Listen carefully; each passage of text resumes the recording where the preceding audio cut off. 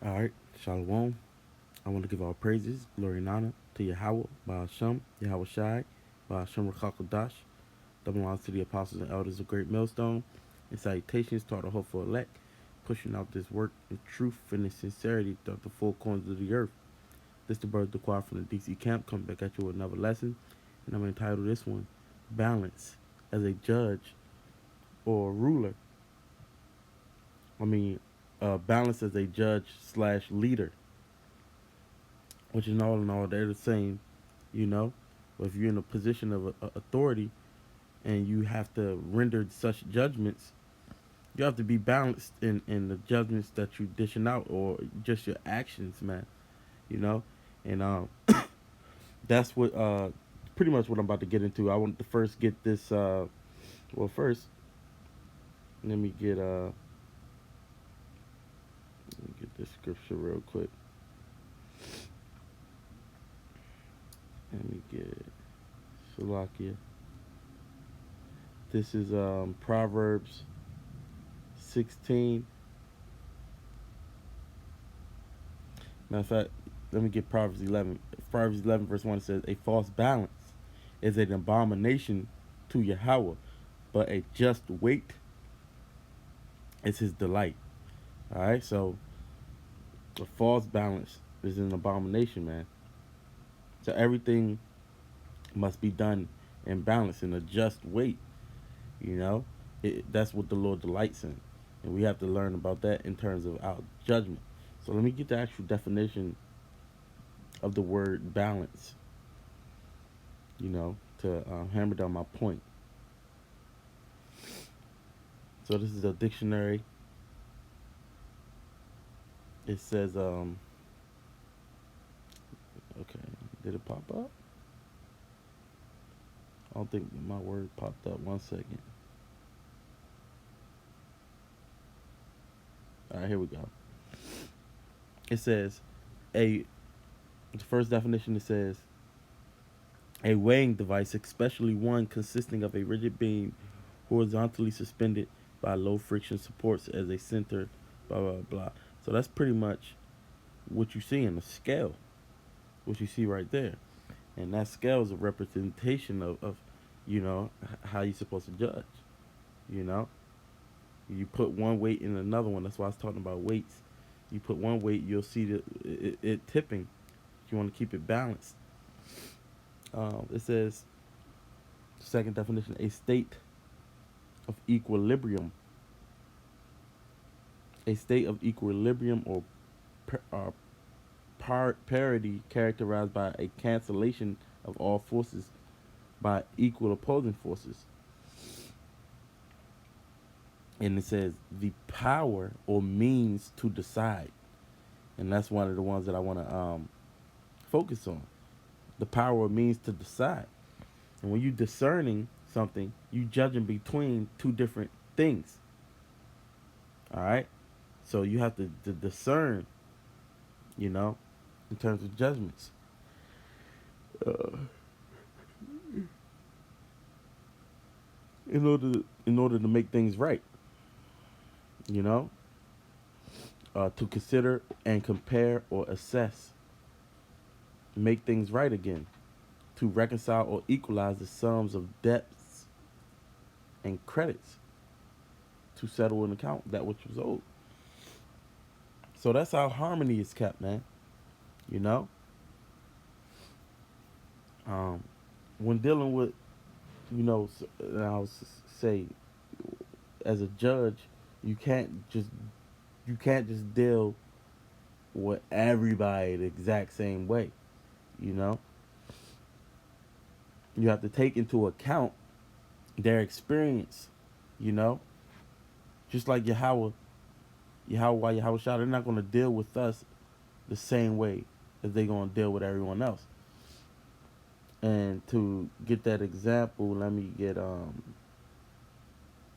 just to give you an example, I want to get Salakia. Salakia. This is Luke 12 in verse Luke 12 in verse, and I don't have I have some scriptures written down, but I'm mostly going in the spirit. You know, this is Luke 12 and verse 40. Verse 47. It says, "And that servant which knew his Lord's will and prepared not himself, neither did according to his will, shall be beaten with many stripes. But he that knew not and did commit things worthy of stripes shall be beaten with few stripes. For unto whomsoever much is given, of him shall much be required. And to whom men have committed much, of him they will ask the more." So even the Lord is not going to deal with us, every single body, the same way.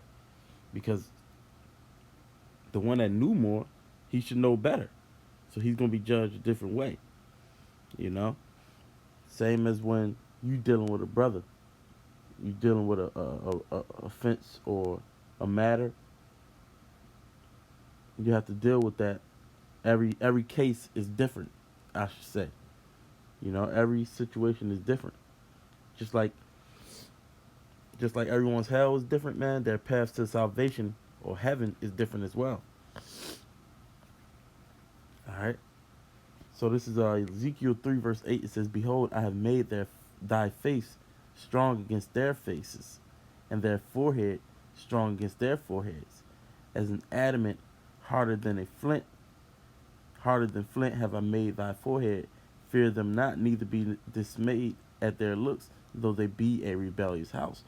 So you got some people that's just rebellious. You know, a lot of our people are very rebellious and hard headed. So they may, and a lot of them, they very confrontational, and they may come to you rough. Well, for those type of spirits, you might have to be more rougher. You have to be more rough with them, you know.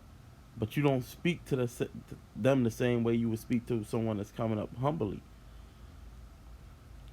Everybody is different.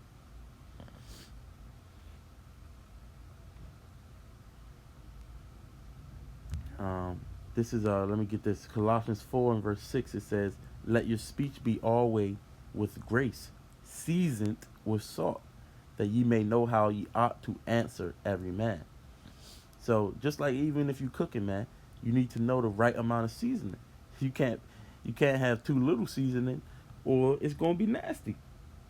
You know. But if you put too much seasoning, it's gonna be too much. You know, it's gonna be nasty as well. That's why you have to have the correct amount, that balance, and that's different for every meal or every person, man. That's why you have to, so that you may know how you ought to answer every man. You know, you can't just deal one way, one way. You know, some people, they might not be able to. Oh, matter of fact, let me get that. Um,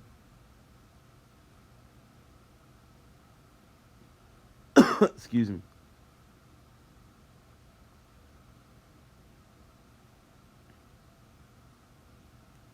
Okay, this is yeah, this is First Peter 2 verse 18. It says, "Servants, be subject to your masters with all fear, not only to the good and gentle, but also to the forward." So as a servant, they supposed to be able to take they supposed to be able to take or listen to the not only just the gentle, you know, but also the forward. You know, the ones that's a bit more rough in the spirit. You know, that's the job of the servant, but the job of an actual the leader, he must he must also, he has a job to do as well. He can't just be one way. Um, Man, where did scripture go? In a second. This is okay,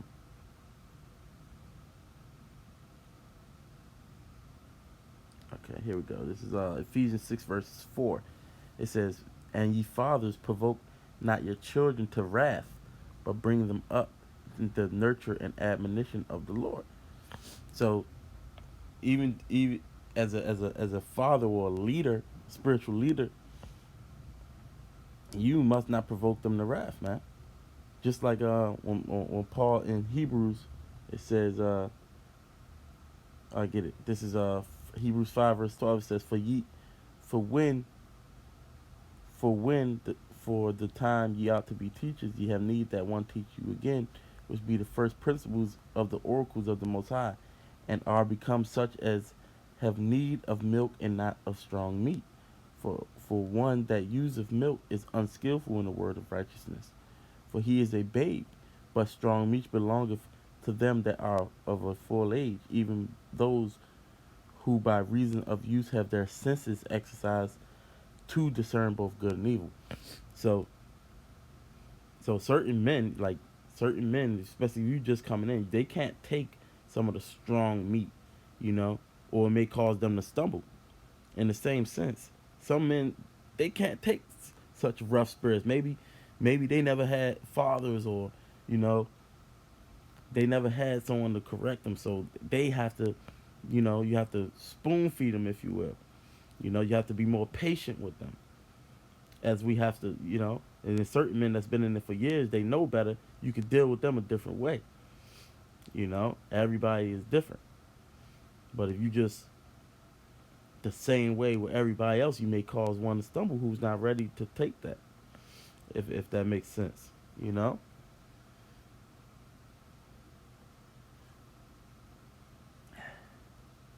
All right. But that's our job, man. All right. Let me get this. That's not the right one I want. This is Luke. I mean, not Luke. Leviticus 19 and verse 15. It says, "Ye shall do no unrighteousness in judgment. Thou shalt not respect the person of the poor, nor honor the person of the mighty. But in righteousness thou shalt judge thy neighbor." So this is talking about being respecter of persons. We are not to be respecter of persons, man. But in righteousness shall we judge our neighbors. Now, the Most High, he will hold the judges of the land accountable for their rulings, man. And you must judge in fairness, or whether you judge in fairness or not, man. And his judgment, as we said, is going to be stricter on those of positions of authority. Uh, Going back into Luke the 12th chapter that we read, you know. Now, it was a point, because let me see. I don't think I have it. One second. It's oh, 1 Timothy 5. Yeah, I remembered it. This is 1 Timothy 5 and 1. Verse 1 says, "Rebuke not an elder, but entreat him as a father, and the younger men as brethren." All right. So although that's not respecter of persons. You supposed to judge according, not, you don't supposed to show favoritism to someone just because they're big and great. You know that would be respect of persons. But in this sense, it says rebuke not an elder. You know now, but entreat him as a father. So you're not going to talk to your father the same way that you would talk to your child. You just can't do that. Now, the word rebuke, look at that. Strong's G 1969. Epipleso. Epipleso. And that says to strike upon, beat upon, to chastise with words, to chide, upbraid, or rebuke. You know, if you see anybody just going crazy on someone of a higher ranking, that's out of order. You could be saying the right things, but it would be out of order if you're doing that. You know, it says, but entreat him as a father, which that word entreat, the definitions, it says to exhorting and comforting and encouraging, to call to one side, call for a summon, to address, speak to, call upon, which may be done in a way of exhortation, entreating, comfort, uh, to strive, to appease by entreaty. Let me get this word entreaty since it keeps popping up. Entreaty, it says an earnest or humble request. You see that? So you can't abide them with words. You gotta be humble and come as a request. You know. So you gotta take into account different situations and scenarios and different people. You can't just be one way. You know. It says in younger men as brethren. You wouldn't treat a brother as you would do a heathen, man. Which is why you got the spirit now. The apostles, they saying, man, you know, don't, even if they, as an Israelite, don't, when you rebuking an Israelite, it's a certain way you want to do it. You can't just, don't resort to name calling as if they were heathens, man. When we in our kingdom, we're gonna be able to treat the heathens with, rule over them with vigor, but we are not to do that to brethren, man. You're supposed to show mercy and kindness to your brethren, considering yourself. All right. Let me get this since I said that. Um, this is Second Timothy, yeah, 2 and verse 24. It says, "And the servant of the Lord must strive, Salah, and the servant of the Lord must not strive, but be gentle unto all men, apt to teach, patient, in meekness, instructing those that oppose themselves, if the Most High peradventure will give them repentance to the acknowledging of the truth, and that they may recover themselves out of the snare of the devil, who are taken captive by him at his will." Now that's heavy right there. Let me look up that word strive.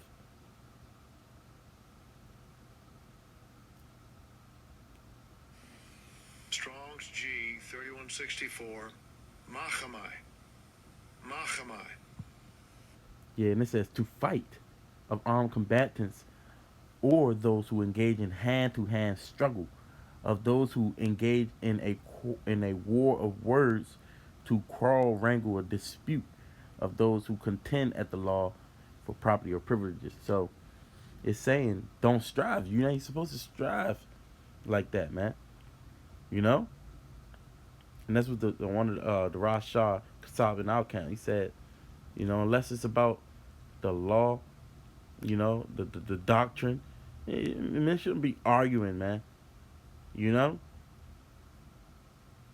and full of emotions. Yeah, you passionate, but don't confuse that passion for, you know, that you know, you don't let that passion uh, uh, override your judgment on how you're supposed to treat a brother.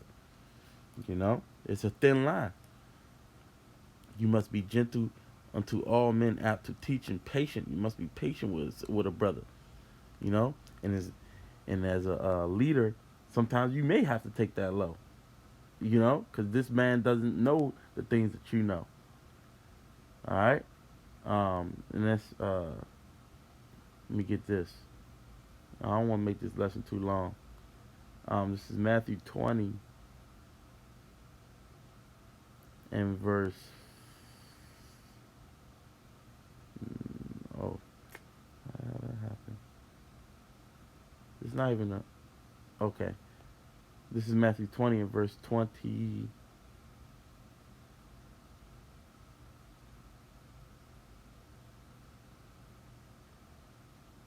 This is Matthew 20 and verse 25. It says, "But Yahushua called them unto him and said, Ye know that the princes of the Gentiles exercise dominion over them, and they that are great exercise authority upon them. But it shall not be so among you. But whosoever will be great among you, let him be your minister. And whosoever will be chief among you, let him be your servant. Even as the Son of Man came not to be ministered unto, but to minister, and to give his life a ransom for many." So he said, The Gentiles, they exercise dominion over over their brethren, over their subjects. You know, the ones that are great exercise that authority upon them, but it's not supposed to be like that among us. You know, because remember, we are the Lord's flock first. All right, and it says, the one that is great among you, let him be your minister. Now, as a minister, you serve in the church, man. Just like Yahweh Shah served the church. That's the example that he wanted to the example that he wanted to show us. Um, that akonos. Let me see if I said that right. Strong's G 1249. Diakonos. Nope. Diakonos. Yeah. It says one who executes the commands of another, of a master, a servant, attendant, minister, the servant of a king.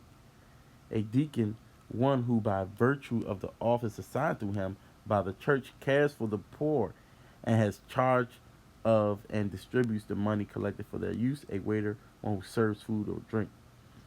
So we are servants, and we have to know what we can put on someone's plate and what we can't, if you will, for lack of a better analogy. Okay, but it says, "He that whosoever is chief among you, let him be your servant." You know, and that word chief, it says first in time or place in any succession of things or persons, first in rank, influence, honor, chief, principal, first at. So let him be your servant, man. Okay, but if you're in that position, you must know how to serve. Everything is done in a balance, you know, and that's how you achieve justice. Because when the scriptures say judge righteous judgment, that's you judging, but when you use that balance, that's where justice comes in. Righteous judgment is equals justice, you know.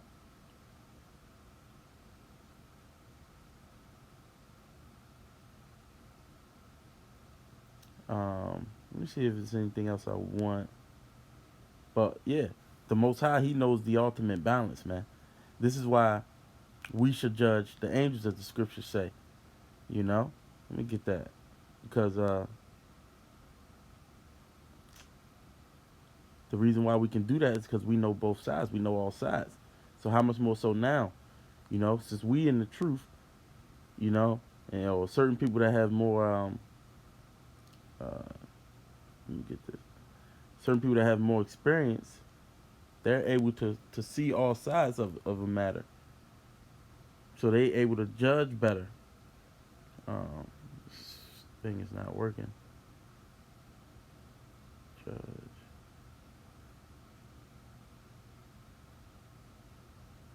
1 second. Oh my goodness. Fucking blue letter, y'all. Keep on crashing. Alright. This is First Corinthians 6:2. It says, "Do ye not know that the saints shall judge the world? And if the world shall be judged by you, are ye unworthy to judge the smallest matters?" Now, when you go into that word unworthy, it goes into being unfit, to judge the smallest matters. So it's saying, are you unfit to judge the smallest matters? If don't you know you're gonna be judging the whole world? It says, "Know ye not that that we shall judge angels? How much more things that pertain to this life?" So let me get that word judge, because it's about judge, balance, discernment, and justice, man. Look them words up. As leaders, you have to have understanding of those words. The word judge, excuse me, is krino. Krino, to separate, put asunder, to pick out, select, or choose. To pronounce judgment, to subject, to a censor of those who act the part of judges or arbiters in matters of common life or pass judgment on the deeds and words of others. And that's our job to do that, you know. But if you're in that position, there's a certain way you must carry it out. That's why King Solomon, he prayed. He said he prayed for that discernment and how he shall judge so great a people, man. You know. And look, man, we coming from all different walks of life, man. You know. So we have a responsibility. You know. Hey, man, if a man has that faith, he believe in the Lord, we gotta deal with him as a brother. Um, I think that's about it, man. I got a lot of stuff on here, but like I said, I didn't want to make it too long, you know. But hey, man, that's why now you must first learn how to follow, and so that you may know how to lead someone. You know, treat them as you would want to be treated. You know, remember the scriptures talk about examining first, then rebuke. You know, a certain matter. You know, you just can't jump to a conclusion and think you might want to you should know the entire situation first, man. You know, understand first, then rebuke. Um, but I think that's pretty much what I wanted. Um,